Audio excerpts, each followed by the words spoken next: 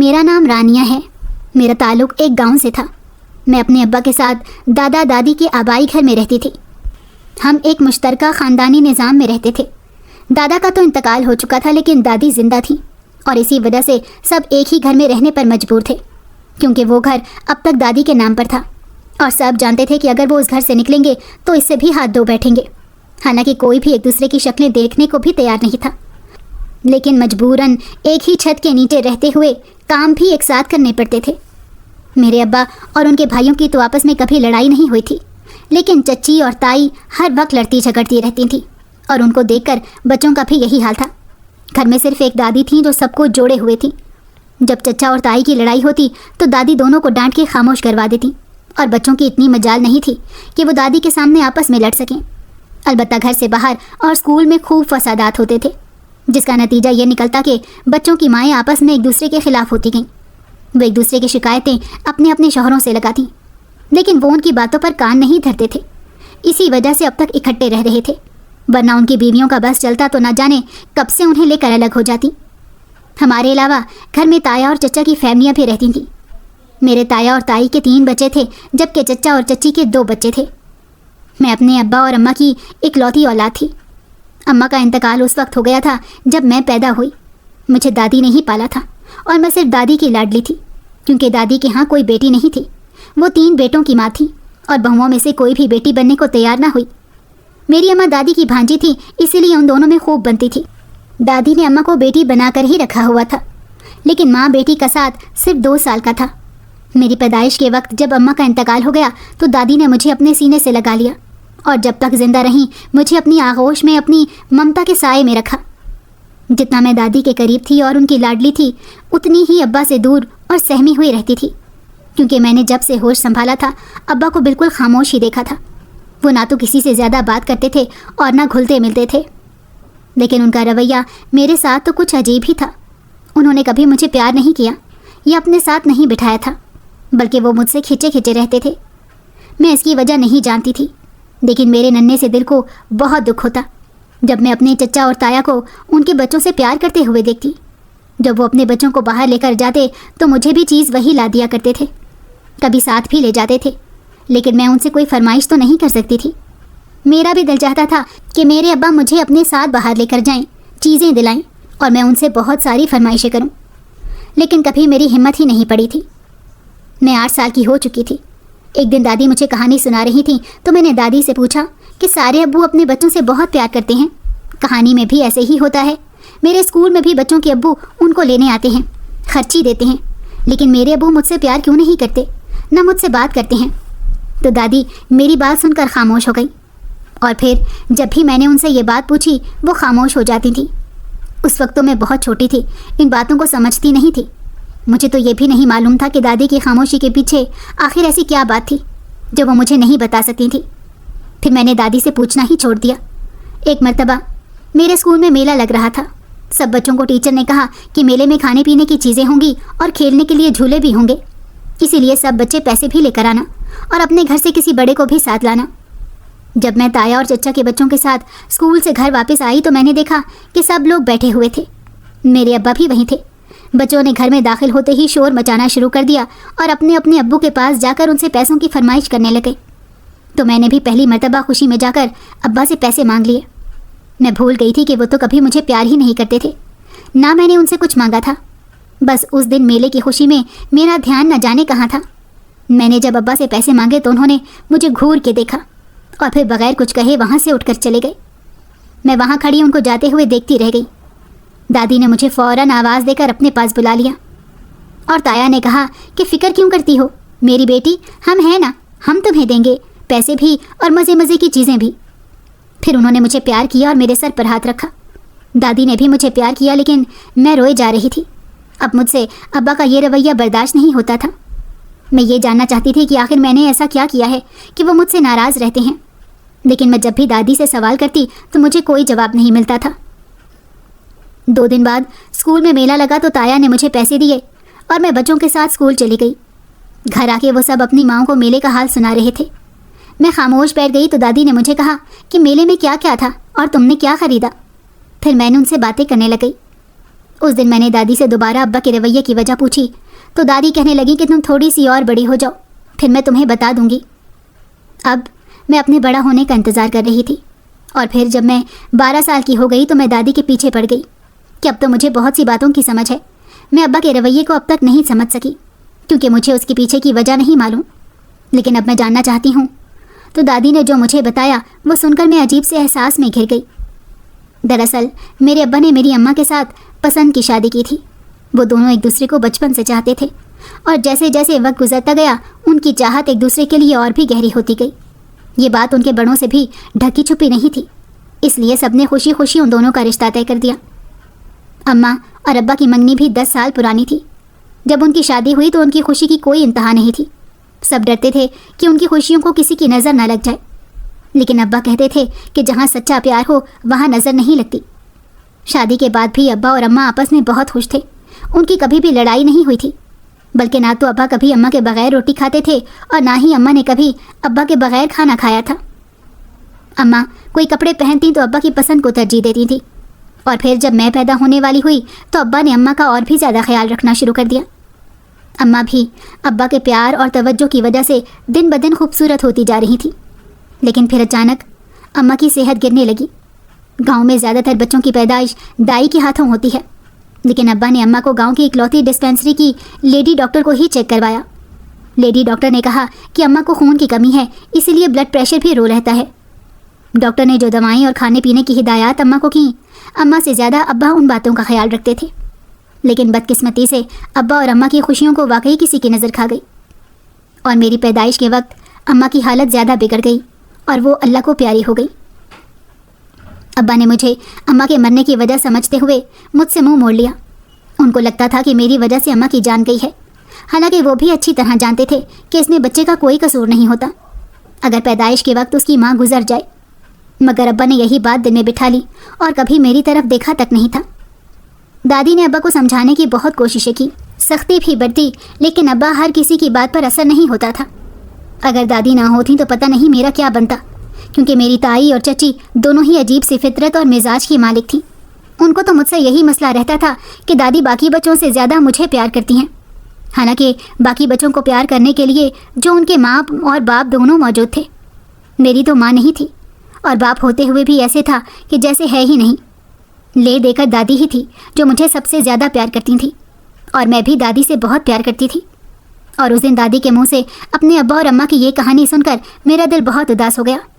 میں ان کے گلے لگ کے روئی تھی، اور میں نے ان سے یہ سوال کیا کہ دادی اگر اماں نہیں رہی تو اس میں میرا کیا قصور ہے؟ ابا کیوں مجھ سے ایسے سلوک کرتے ہیں جیسے میں نے ہی اماں کو مارا ہے؟ تو دادی مجھے اپنے سینے سے لگا کر رونے لگیں اور کہنے لگیں، آہستہ آہستہ سب ٹھیک ہو جائے گا میری بچی، تو فکر نہ کر۔ میں دادی کی اس تسلی پر مطمئن نہیں ہوتی تھی، کیونکہ انہوں نے مجھے پہلی مرتبہ تو یہ نہیں کہا تھا۔ میں تو بڑے عرصے سے یہ سنتی آ رہی تھی، اور اب تو مجھے کوئی امید بھی نہیں تھی کہ سب ٹھیک ہو جائے گا۔ میں اسکول سے واپس آتی تو تائی مجھے کسی نہ کسی کام میں لگا دیتی۔ وہ کام کر کے میں فارغ ہوتی تو چچی اپنا کوئی کام بتا دیتی تھیں۔ ان دونوں کی اپنی بھی بیٹیاں تھیں، لیکن وہ ان کو کوئی کام نہیں کہتی تھیں۔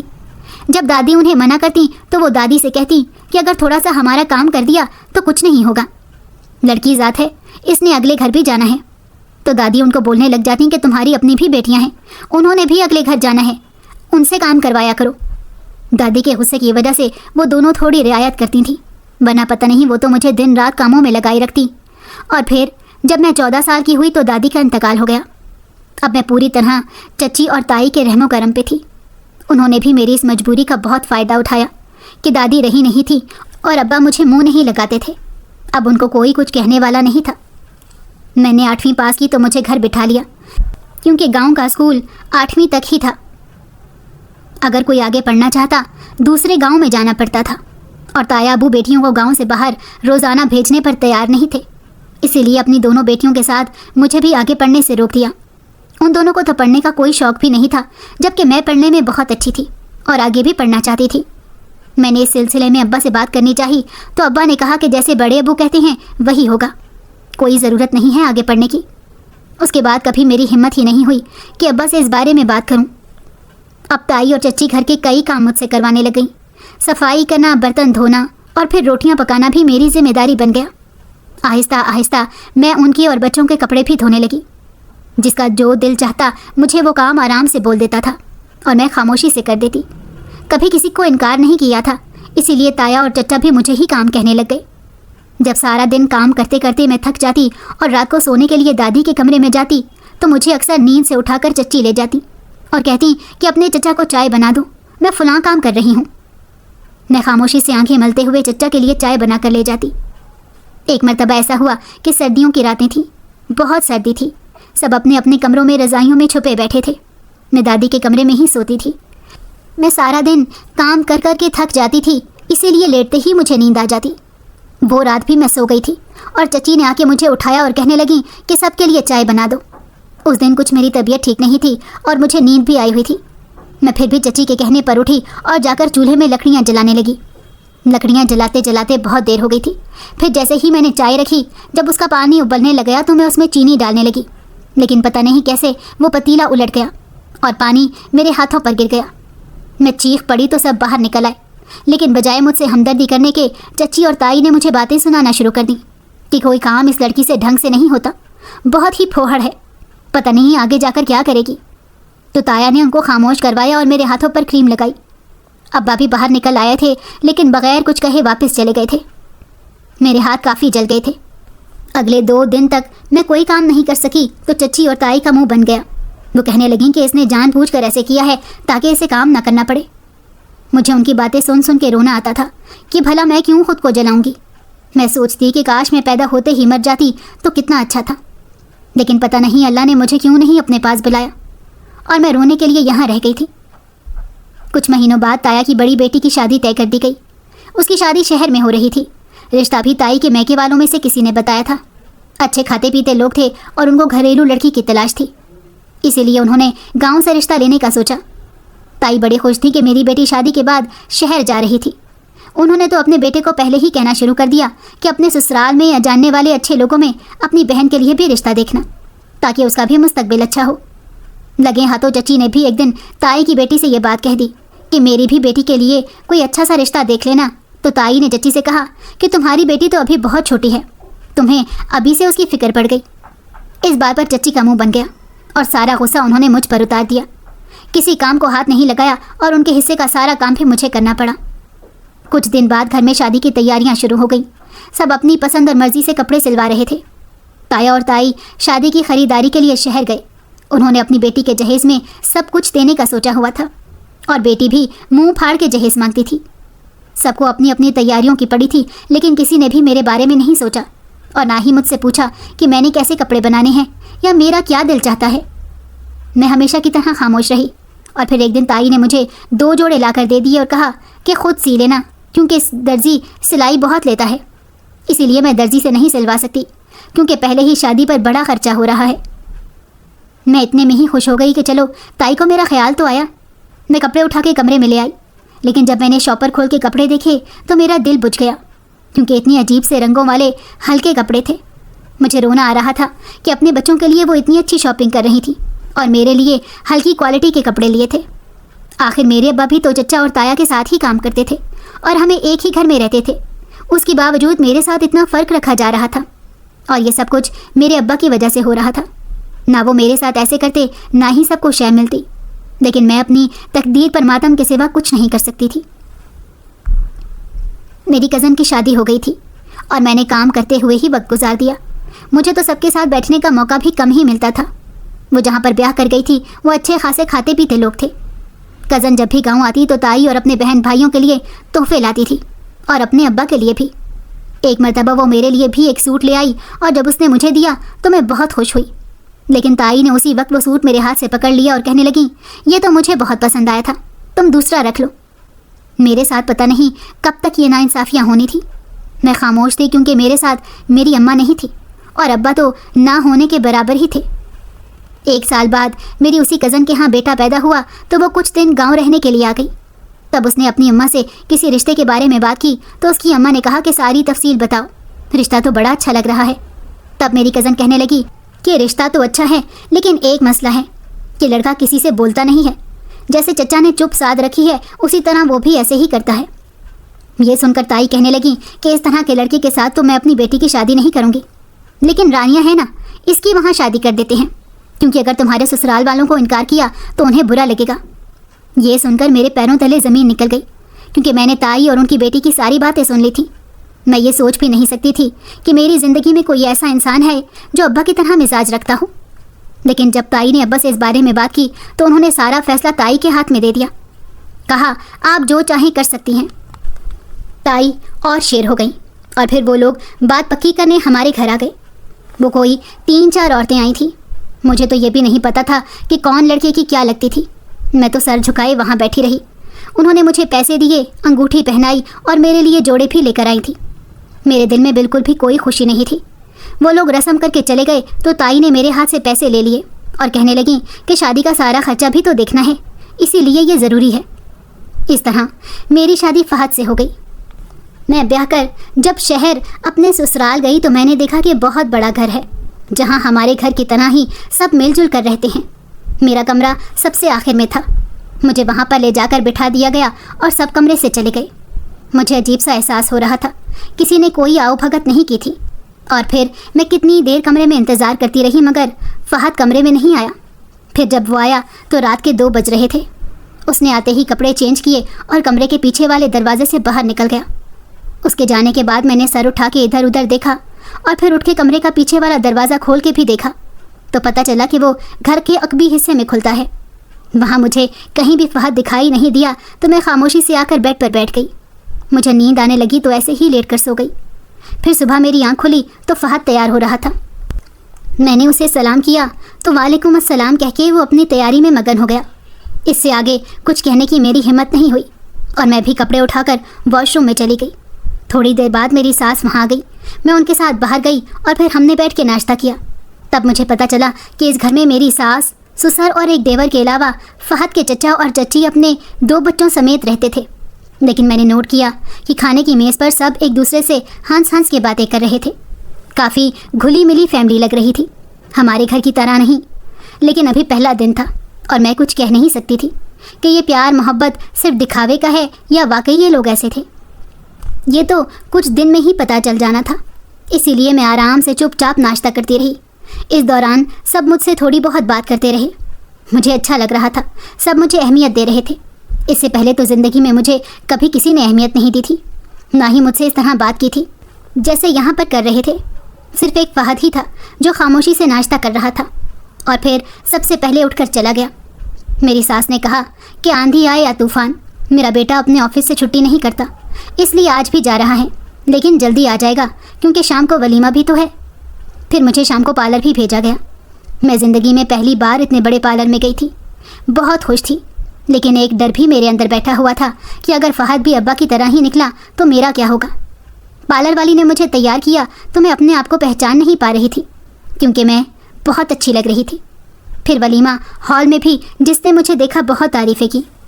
میں دل میں سوچ رہی تھی کہ آج تو فہد مجھے ضرور دیکھے گا اور میری تعریف کرے گا۔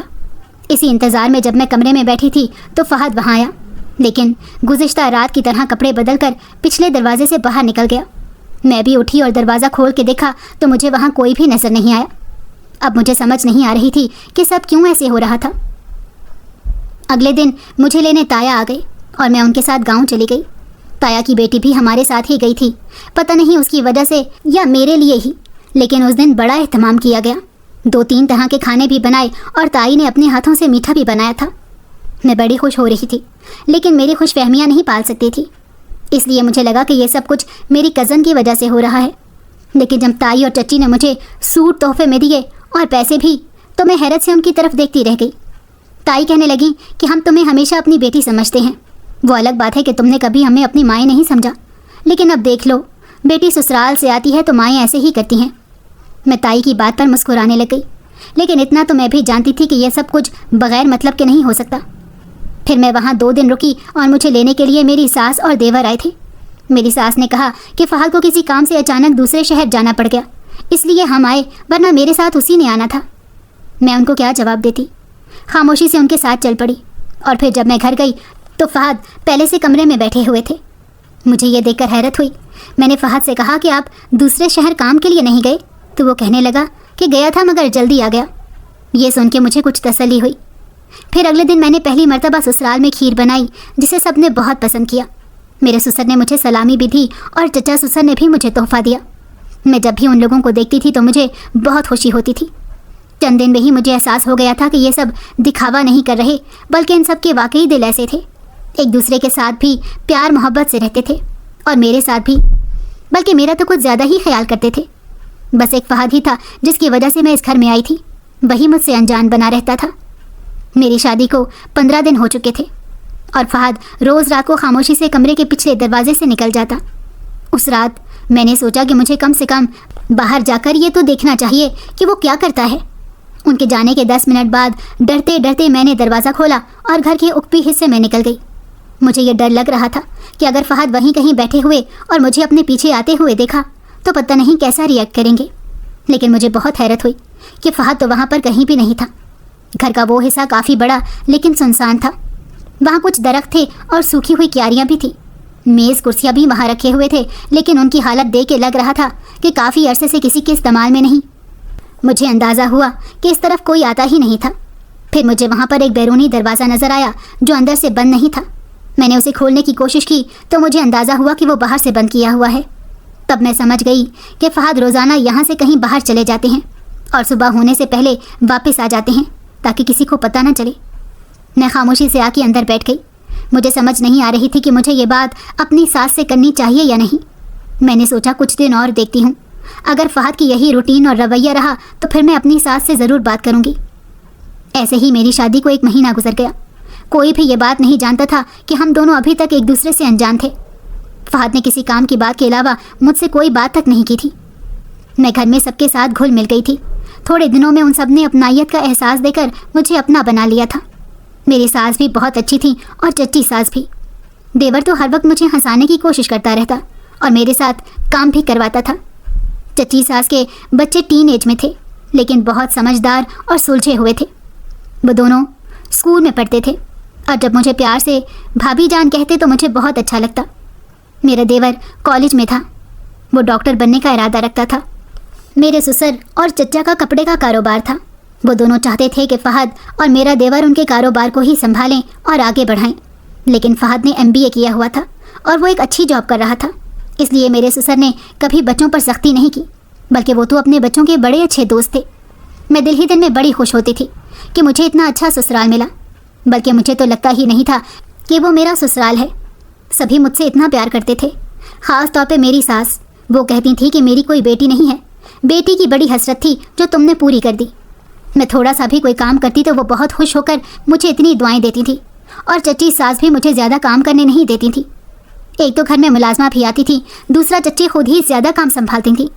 میں حیران ہوتی تھی کہ دنیا میں ایسے لوگ بھی ہیں جو کسی غیر کا اتنا خیال رکھ سکتے ہیں، اور ایک میرے گھر والے تھے جن سے میرا خون کا رشتہ تھا، لیکن انہوں نے کبھی مجھے انسان بھی نہیں سمجھا تھا۔ سسرال میں ان سب کے رویے اور محبت کو دیکھ کر میں نے یہ فیصلہ کیا کہ میں خود ہی فہد کا پیچھا کر کے دیکھوں گی کہ وہ کہاں جاتا ہے، کیونکہ اگر یہ بات میں گھر میں کسی کو بتاتی تو سب پریشان ہو جاتے اور پھر پتہ نہیں کیا ہوتا۔ اسی لیے ایک رات جب فہد کمرے کے دروازے سے باہر نکلے تو میں نے سیاہ رنگ کی چادر اوڑھ لی۔ اس دن میں پہلے ہی لاؤنج میں رکھی چابیوں سے پچھلے گیٹ کی چابی نکال چکی تھی، اس لیے فہد کے جانے کے بعد آہستہ سے باہر والا دروازہ کھولا اور ان کے پیچھے پیچھے چلتی گئی۔ میں ان سے تھوڑی دور تھی لیکن دیکھ رہی تھی کہ وہ کہاں جا رہے ہیں۔ کافی آگے جانے کے بعد وہ ایک گلی میں مڑ گئے اور پھر وہاں سے ایک سنسان سڑک پر چل پڑے۔ وہاں ایک قبرستان تھا جہاں فہد اندر چلے گئے۔ میرا دل عجیب سا ہو گیا کہ بھلا اتنی رات کو قبرستان جانے کی کیا ضرورت آن پڑی۔ میری ہمت نہیں ہو رہی تھی کہ میں آگے جا کر دیکھوں، اس لیے تھوڑی دیر وہیں کھڑی ہو گئی، لیکن مجھے فہد نظر آ رہے تھے۔ وہ کسی قبر پہ جا کر بیٹھ گئے تھے، اور جب وہ بیٹھے تب وہ مجھے نظر آنا بند ہو گئے تھے، کیونکہ قبرستان کے ارد گرد 4 دیواری تھی۔ جب میں قبرستان کے اندر گئی تو یہ دیکھ کر میرے رونگٹے کھڑے ہو گئے، کیونکہ فہد اس قبر کے پاس لال دوپٹہ اوڑھ کر بیٹھے ہوئے تھے۔ میں اتنی حیران تھی کہ یہ سب کیا ہو رہا ہے۔ میں آہستہ آہستہ چلتے ہوئے فہد کے قریب پہنچ گئی۔ جب انہوں نے مجھے دیکھا تو حیرت سے دیکھتے رہ گئی۔ میں خاموش تھی، وہ بھی کچھ دیر خاموش رہے اور پھر کہنے لگے کہ بیٹھ جاؤ، تو میں ان کے پاس بیٹھ گئی۔ انہوں نے اپنے سر سے دوپٹہ اتار کے اسے بڑے پیار سے تہہ لگایا اور اپنی گود میں رکھ کر کہنے لگے کہ میں جانتا ہوں تمہیں میرے رویے سے بہت تکلیف ہوتی ہے، لیکن میں بے بس ہوں، مجبور ہوں، تو مجھے تھوڑا ٹائم دو، میں سنبھل جاؤں گا، سیٹ ہو جاؤں گا۔ دراصل میں پہلے سے شادی شدہ ہوں۔ میں نے 6 مہینے پہلے اپنی پسند سے شادی کی تھی۔ میں اس لڑکی سے بے حد محبت کرتا تھا۔ میرے گھر والوں کو بھی کوئی اعتراض نہیں تھا، اس لیے میری شادی بڑے آرام سے ہو گئی۔ لیکن مجھے یقین نہیں آتا تھا کہ مجھے میری محبت مل گئی ہے، پر یہی حقیقت تھی۔ لیکن شادی کی رات جب میں اسے دلہن بنا کر اپنے ساتھ لے کر آ رہا تھا، اس کار میں اور وہ ایک ساتھ بیٹھے ہوئے تھے۔ کار ڈرائیور چلا رہا تھا، باقی سب دوسری کاروں میں تھے، اور بدقسمتی سے ہماری کار کا ایکسیڈنٹ ہو گیا اور میری محبت دلہن کے روپ میں اس دنیا سے چلی گئی۔ تب سے میں اس کی یاد میں یہ دوپٹہ سنبھالے بیٹھا ہوں۔ اس میں مجھے اس کی خوشبو آتی ہے۔ میں روز یہاں چلا آتا ہوں۔ میں نے اماں سے کہا تھا کہ مجھے دوسری شادی نہیں کرنی، لیکن انہوں نے اپنی محبت کا واسطہ دے کر میری دوسری شادی کروا دی۔ آج میں تمہیں سب کچھ بتا چکا ہوں۔ اب تمہارا فیصلہ جو ہوگا وہ مجھے منظور ہے۔ مجھے تھوڑا سا وقت دے دو، میں سیٹ ہو جاؤں گا، یا پھر چاہو تو مجھے چھوڑ کر جا سکتی ہو۔ میں سب کچھ سن رہی تھی تو مجھے میرے ابا اور اماں کی کہانی یاد آ گئی۔ ابا سے اور مجھ سے اماں بچھڑ گئی تھیں۔ میں نے سوچا کہ جو اتنی اچھی فیملی سے تعلق رکھتا ہے وہ خود کتنا اچھا ہوگا۔ یہ سوچ کر میں نے فہد کی گود سے وہ دوپٹہ اٹھایا اور اسے اپنے سینے سے لگا کر کہا کہ آپ کی محبت اور جذبات میرے لیے قابل قدر ہیں، اور میں آپ کے ساتھ ہوں۔ آپ جتنا چاہیں وقت لیں، لیکن کبھی مجھے خود سے جدا نہ کریں، بس میں یہی چاہتی ہوں۔ فہد بے یقینی کی کیفیت میں مجھے دیکھ رہا تھا، پھر ہلکا سا مسکرا دیا اور کہنے لگا، چلو گھر چلتے ہیں۔ ہم دونوں خاموشی سے برابر چلتے ہوئے گھر کی طرف جا رہے تھے۔ وہ دوپٹہ میرے پاس ہی تھا، اور میرے دل میں پورا عزم تھا کہ میں ایک دن اپنی محبت اور خدمت سے فہد کا دل جیت لوں گی۔